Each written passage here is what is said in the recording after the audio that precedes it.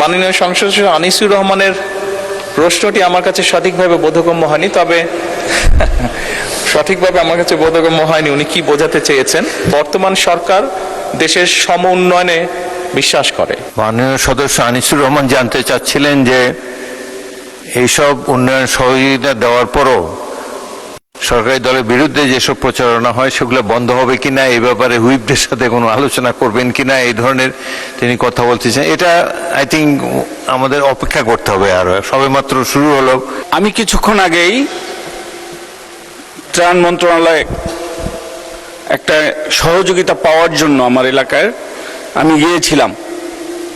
মন্ত্রী মহোদয় ছিলেন না, তো আমি ওই মন্ত্রণালয়ের যে পিএস আছে ওনার রুমে বসে কথা বলছিলাম যে আমি এই সহযোগিতাটা পেতে পারি কিনা।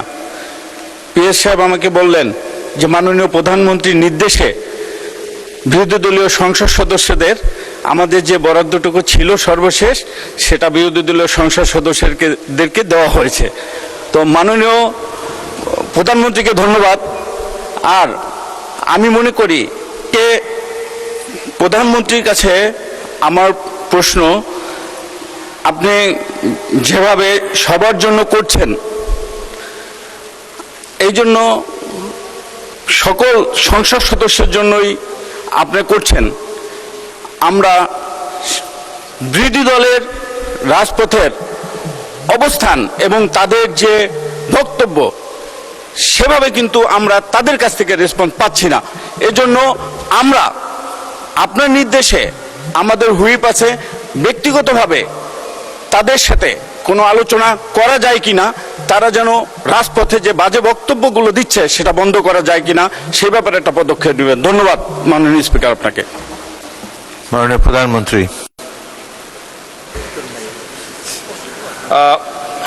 ধন্যবাদ মাননীয় স্পিকার।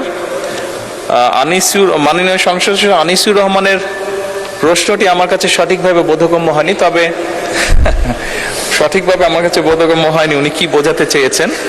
তবে ওনার প্রশ্নের উত্তরের একটি অংশ হিসাবে এবং একইভাবে মীর কাশেম, উনি আমাদের সংসদ সদস্য মিরপুরের, ওনারও প্রশ্নের উত্তর হিসাবে আমি এতটুকু বলতে পারি মাননীয় স্পিকার, কয়েকদিন আগে আপনার নেতৃত্বে আমরা কিভাবে এই সংসদ সেশনটা চলবে সেই বিষয়ে যে আমাদের কমিটিটা আছে সেই কমিটির মিটিংয়ে বসেছিলাম। সেখানে মাননীয় বিরোধী দলীয় নেতাও ছিলেন। উনি একটি বিষয় উল্লেখ করেছিলেন যে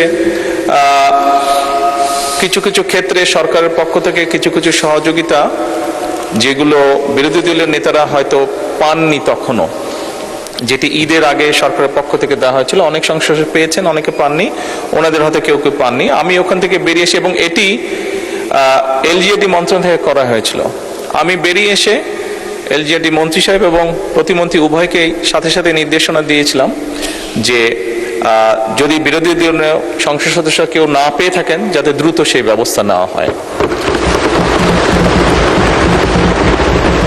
মাননীয় স্পিকার, এটা দিয়ে আমি এটাই বোঝাতে চাইছি যে বর্তমান সরকার দেশের সম উন্নয়নে বিশ্বাস করে এবং আমরা